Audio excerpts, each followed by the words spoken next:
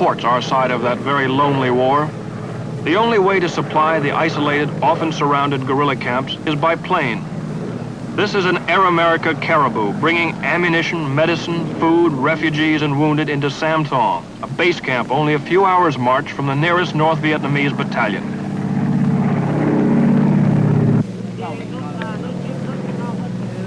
The Mayos, largest of the Laotian hill tribes, hold Sam Thong, do the bulk of the fighting, and suffer the most. But this is still an American war, fought with American weapons, financed by American dollars, and supported by American planes.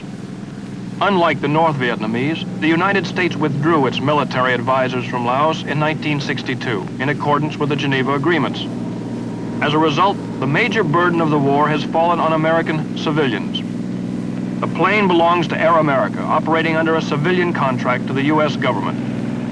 They fly in and out of 100 dirt strips. But still, as one pilot put it, the only thing worse than flying in this country is trying to land. The pilots, mostly veteran bush pilots, earn up to $3,000 a month, and between monsoons, mountains, and North Vietnamese anti-aircraft guns, earn every cent of it.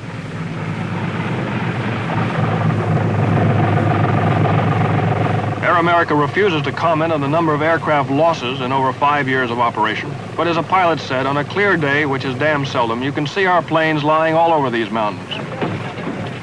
Here in northern Laos, the friendly Mayo guerrillas hold the mountaintops, but the surrounding valleys are controlled by the communists. Air America is their only link. If it can't be moved by plane, it doesn't move. They carry everything from fresh eggs to the seriously wounded. Next to the quagmire they call a runway at Sam Thong is a 130-bed hospital which the U.S. built and helps operate.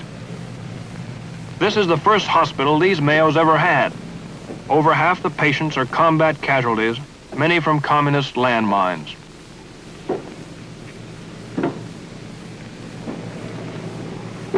U.S. aid medical facilities treated over 13,000 combat casualties in Laos last year. And that, they say, is only a fraction of the total. Many casualties don't make it to the hospital. Nursing services are scarce, so this Mayo woman stays with her husband. He was wounded by a communist machine gun during a guerrilla raid. Supervising the hospital is a Laotian surgeon, one of the few in the country. He is assisted by an American U.S. aid surgeon, Dr. Robert Jackson. He tells us about his newest patient.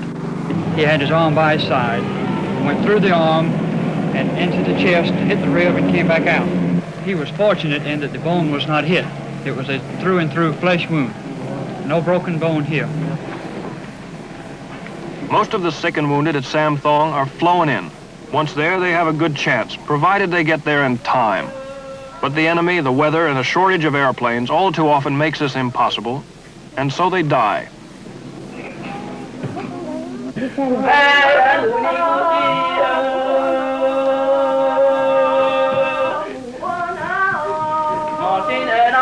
The plane and the pilot are from Air America. The passenger is Jack Williamson, a U.S. aid advisor and veteran of 5 years of this mountain war.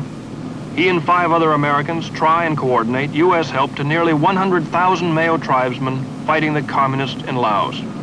He is on his way to a guerrilla outpost deep in enemy territory. They fly near the lush Plain of Jars, a communist stronghold. To avoid its anti-aircraft batteries, they duck through clouds and valleys at treetop level.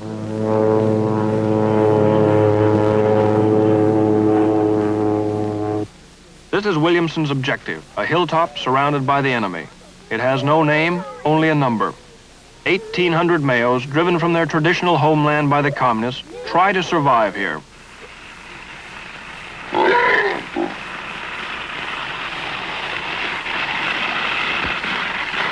The skateboards are made from the rollers off airdropped supply cases.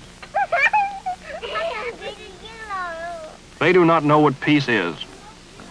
Shelters from communist mortar and artillery fire are handily located. It is a village caused by and literally built from the war. The Mayo defend themselves with a collection of hand-me-down U.S. weapons, World War II rifles, machine guns, and mortars. The ammunition is flown in by Air America, and as the ammunition is used up, construction in the village increases proportionately. business. It is not a romantic devil-may-care operation. We carry a lot of wounded people. And if we weren't there to carry them, they'd die.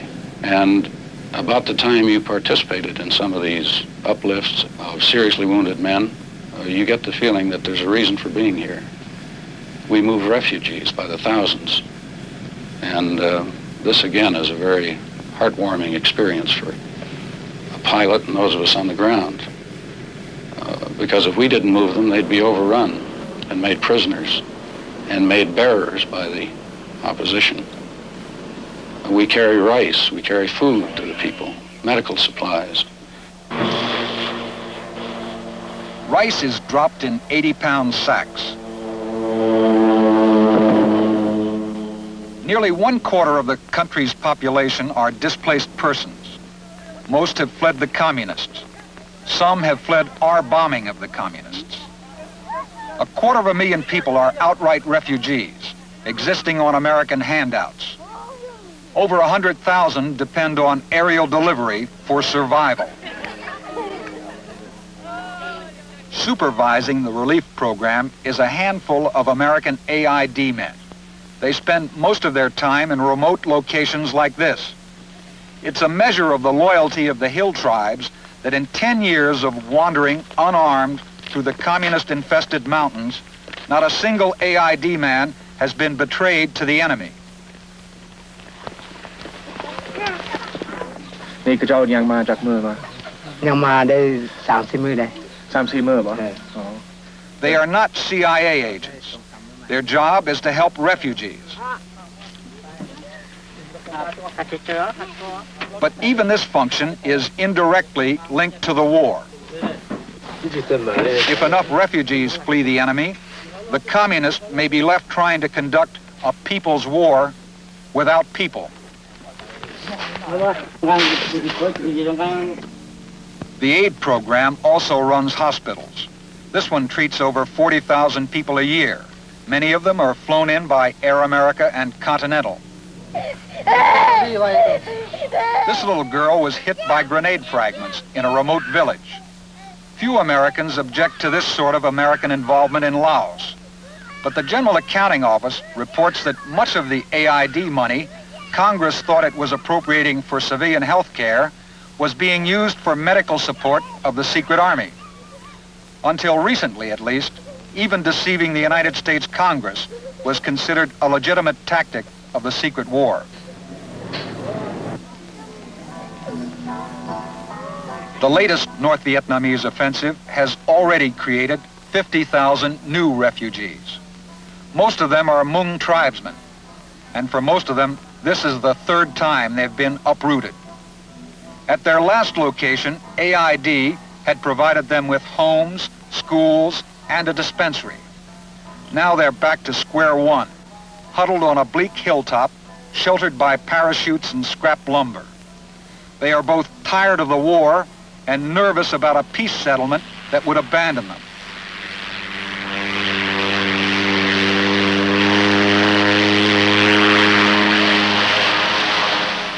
In the meantime, they depend on the charter planes for everything. And for the pilots of those planes, landing strips like this are becoming riskier every day.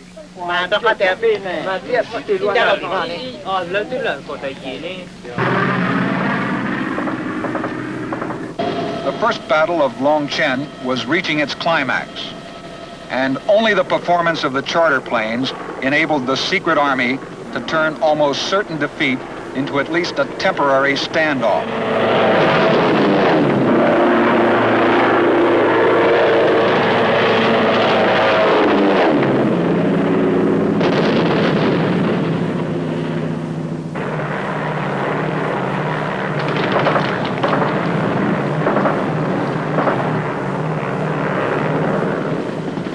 Only helicopters could land to pluck out the seriously wounded.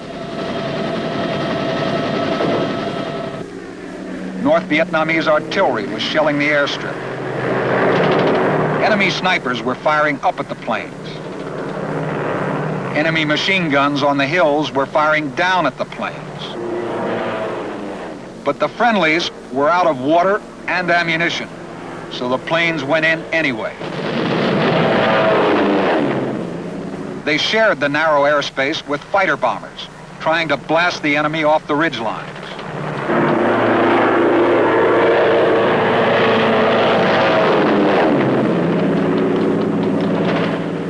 To the charter pilots, it was just another mission.